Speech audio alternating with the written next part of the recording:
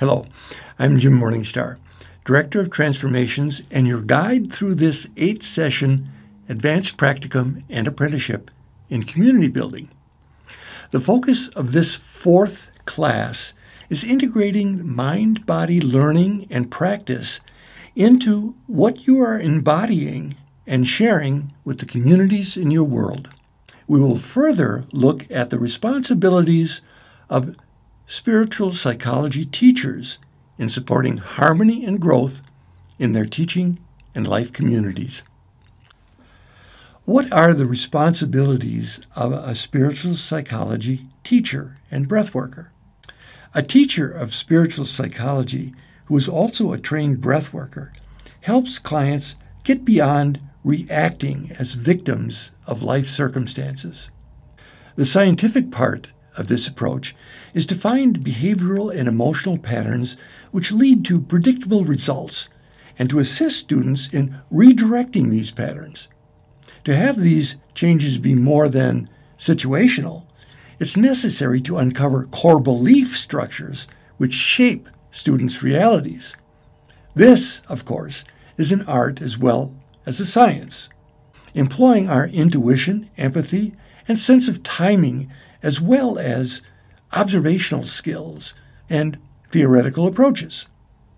The ineffable missing element, however, without which all the empathy, understanding, and technique will not suffice, is the student's deep sense of purpose. The ability to inspire this is perhaps the spiritual psychology teacher's greatest gift, although it too is not sufficient. To pretend that spiritual psychology teachers are neutral technicians of healthy living principles does an insidious disservice to students and communities. It promotes the illusion of value-free teaching rather than value-honest leadership. This highlights the potentially uncomfortable position that spiritual psychology teachers can be in. Their values affect those they treat and the community in which they serve. This is not only true when they are directly in public view, it's also true in the more subtle standard they bear as teachers who bring troubled community members into more functional balance from people of all social classes and standing. Seeing themselves as a moral paragon or enlightened is rightly repugnant to all. But to deny their values and their influence is equally irresponsible. How do they sort this out and ethically conduct a practice in such a pluralistic society? Keeping out of trouble by trying to stay safely within the limits of current codes of behavior is reactive and ultimately defenseless. What is an empowering, proactive stance that does not require being a public crusader?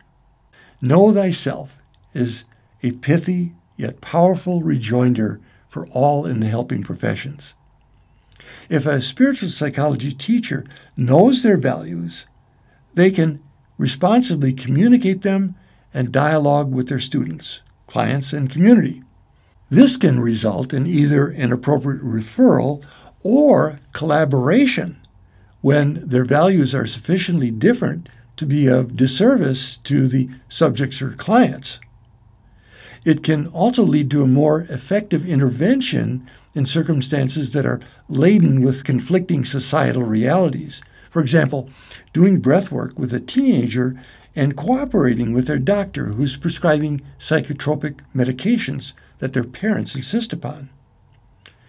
The spiritual psychology teacher sees, quotes, reality as a medium for creating rather than a source of limitation, and it has 4 distinct levels.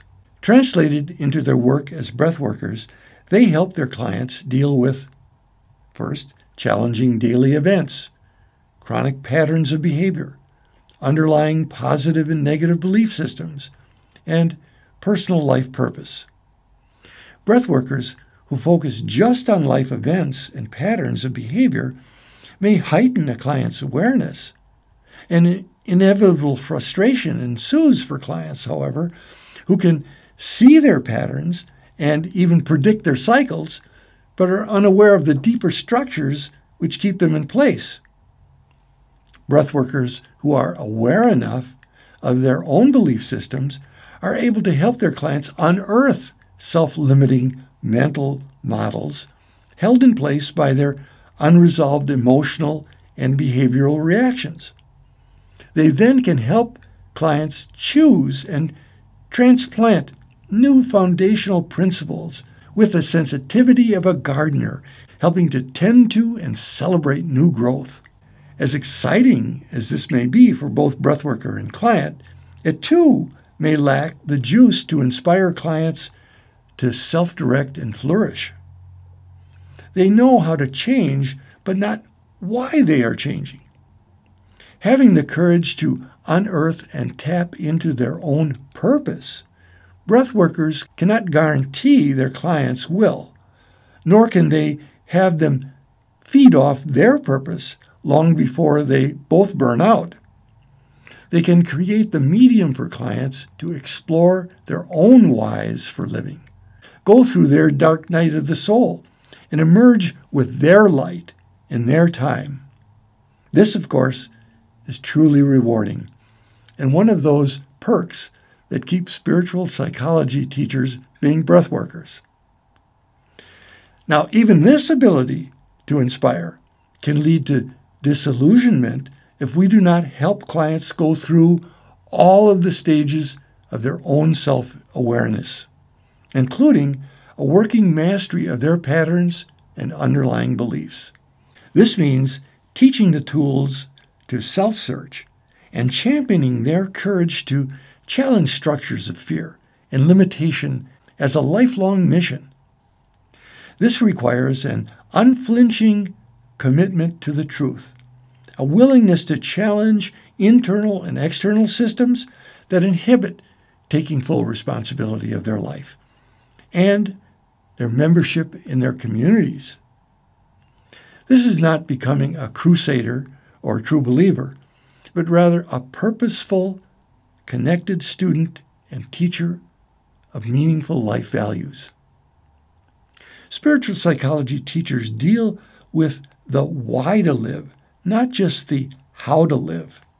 The outmoded arbitrary division relegating the whys to religion and the hows to science has long since shown its ineffectiveness and subsequent moral erosion. Spiritual psychology teachers are called, I believe, to take the lead in admitting what they value, rather than being in denial and communicating unrealistic ideals, that is, the neutral human or the above-it-all guru. Their ethical values may include respect for autonomy, non-maleficence, that is, avoiding harm, beneficence, justice, fidelity, and veracity. They must know and understand their values and be honest with the creative tension between that to which they aspire and how they currently operate. This is a more realistic leadership model for our current world of advertising hype or cynical disbelief in anything spiritual. Theirs is not to impose answers, but to help an honest, soul-searching inquiry into our purpose as humans, living in an evolving, diverse, sometimes scary, yet creative world. Take the more exponentially we grow and enhance our world. Anyone feeling the calling to be a community builder, spiritual psychology teacher, and/or breath worker, contact me for information. It has been my life work as an aspiring spiritual psychologist to investigate all forms of conscious growth. I examine and experiment with what is being presented by others from ancient traditions and new discoveries. I then retain for the School of Integrative Psychology those skills and practices which provide the most lasting, grounded results. Then, It takes fitting the appropriate techniques to the student or client at the right time to facilitate his or her empowerment. Personal and professional are very interrelated aspects of a holistic perspective. It is common that spiritual psychology students make a career shift based on greater clarity and a sense of personal purpose, as well as confidence in achieving their life goals.